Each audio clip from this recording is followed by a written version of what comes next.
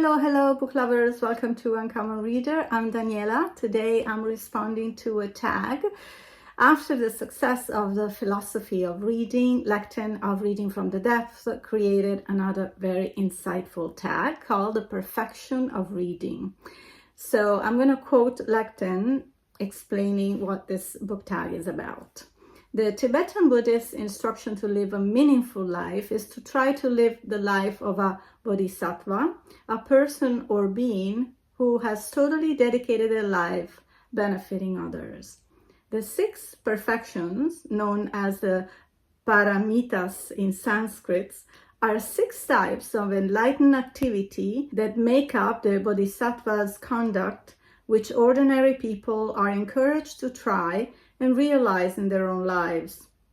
This original book tag is celebrating those 6 and exploring how they might be reflected in your reading life. The prompts, in addition to answering each prompt, also recommend a book that you feel embodies that particular perfection as you understand it. So, the first prompt is the perfection of generosity.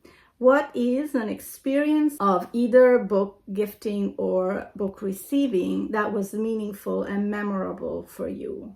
I think I'd like to touch base on both because I think the book is the best gift. And that reminds me when my aunt, that no longer lives, unfortunately, started to give me very interesting books that got me thinking. I mean, this was my first book that I received from my aunt called Hamlet, of course, from Shakespeare.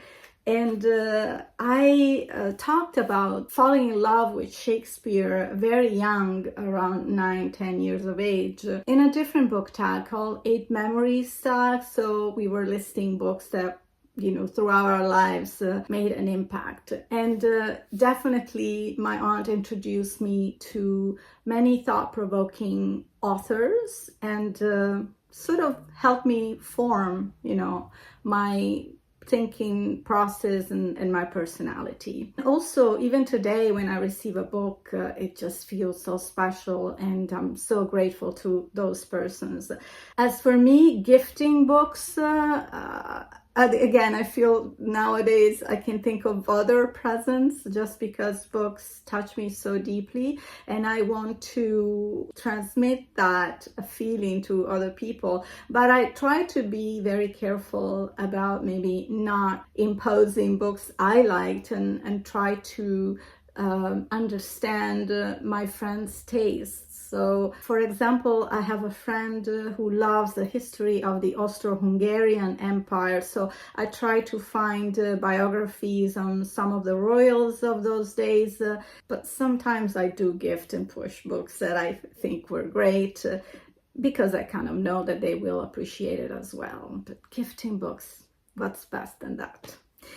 Prompt number 2, the perfection of ethical discipline. What are your best and worst reading habits? I don't know if there's such a thing as bad reading habits. I know Lekden was talking about forgetting to sleep sometimes because of he wants to continue reading. Personally, I don't know if I have any bad habits because I suffer from insomnia, so if I'm awake, sometimes I not necessarily read because I know I have to rest my eyes, so I might just listen to something on YouTube. Usually it's ASMR. But I feel generally I don't have any bad habits. I am very organized with my reading schedule. I have the luxury of reading during the day. So when I feel I've read 50 to 100 pages a day, I'm okay with that, and I leave some space for other interests in my life. What keeps me focused is probably being very faithful to my TBR, because we get so many temptations, listening to booktubers or Instagram or friends mention books. So I feel like I have those things you put on horses. I don't know the English name, but I don't want to hear it. I'm stuck with these books, and I usually create a TBR every month, and I'm going to be very faithful to those books. I'd feel bad if, I plan to read some books and then I totally ignore them. It's like people to me. So in terms of books that could represent the perfection of ethical discipline, two books came to mind. David Copperfield by Charles Dickens, because of the integrity, the moral integrity of David's character, and also A Gentleman in Moscow by Amor Towles, because our Count Roscoe was so sensitive and educated, and he really knew what to do, what was the right thing to do. So those characters came to mind.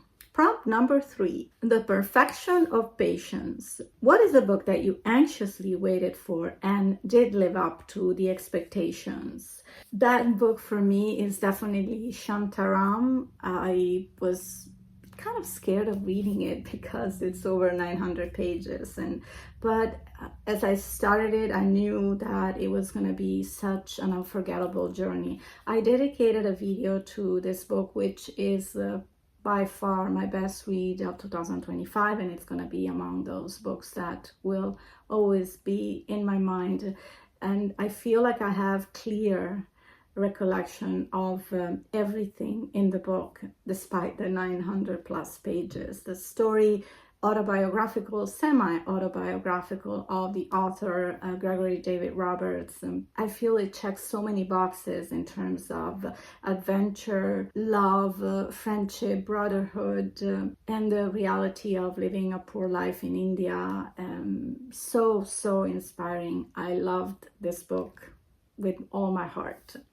While I was editing the video, I thought about a very important detail that contributes so well with the patience theme. Amazingly, Roberts wrote Shantaram 3 times after prison guards trashed the first 2 versions. It's a profound tribute of his willpower and patience. Prompt number 4, The Perfection of Joyful Effort. What is a book or a series that you found difficult to complete but found to be ultimately worthwhile? So if I have difficulty concluding a book, sometimes I will abandon it if it doesn't give me any type of experience, either learning or just entertaining wise.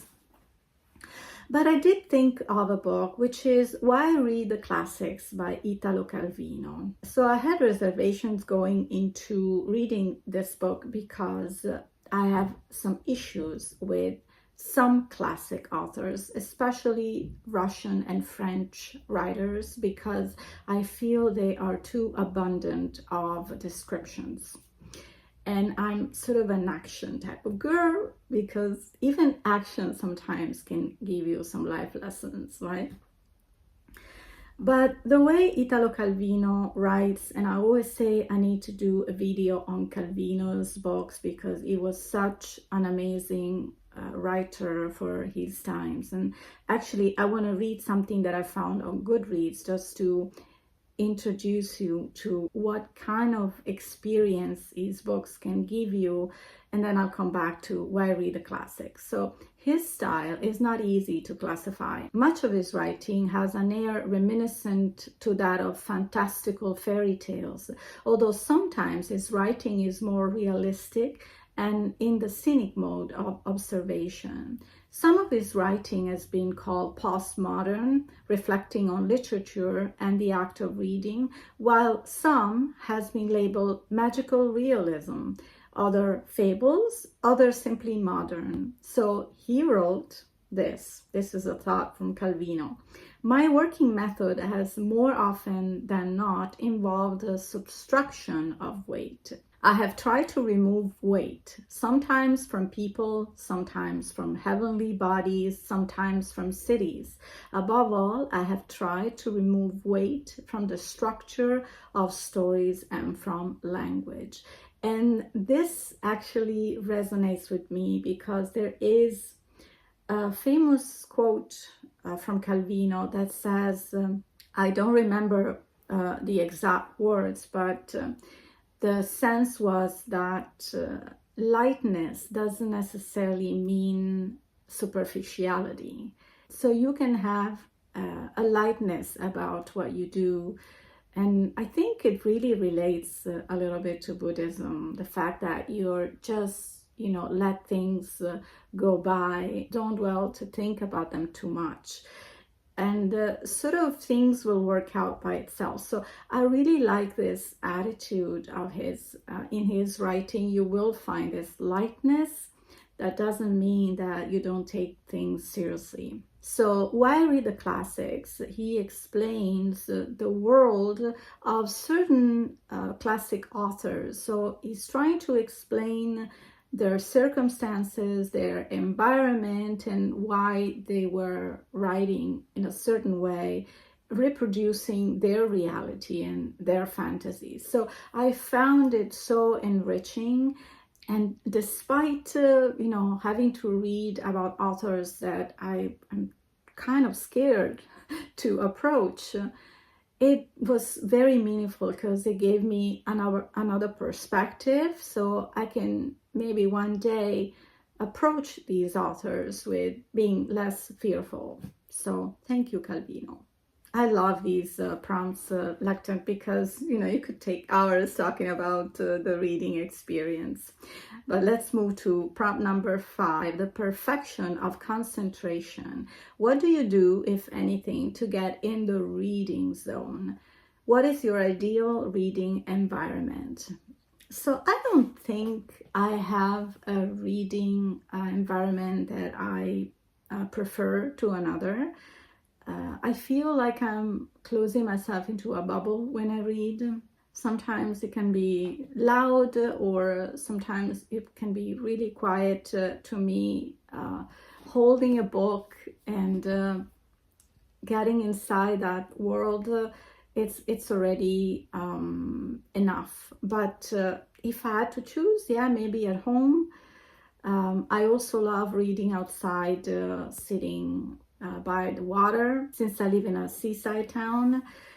But ideally, I think that whenever I am really focused on the story, I don't feel I need any specific elements of comfort. So to match a book to the perfection of concentration, I think that I would think of a comfort zone book. And when I think about comfort zone, I also think about maybe that lightness that Calvino was talking about. And one of my favorite genres are the Greek mythology retellings. And how could I not mention Circe by Madeline Miller? And I think any book talking about women in mythology and giving a right spot to what Homer sort of focused so much on men, right? And the female were sort of extras, right? I feel that all these women authors that are focusing their light on all these women, be goddesses or just very intriguing figures like Circe. I mean, Madeline Miller gave her new life and such an amazing depth to the character of Circe that I was so in awe of this book. This was one of the books I gifted to a couple of friends because I felt it was such a great representation of Circe. Prompt number 6, the perfection of wisdom. What is a book where you learned something, especially something unexpected, whether profound or mundane? So I really loved Read Dangerously. I have my Italian copy here by Azar Nafisi. This book is dedicated to banned books and banned authors.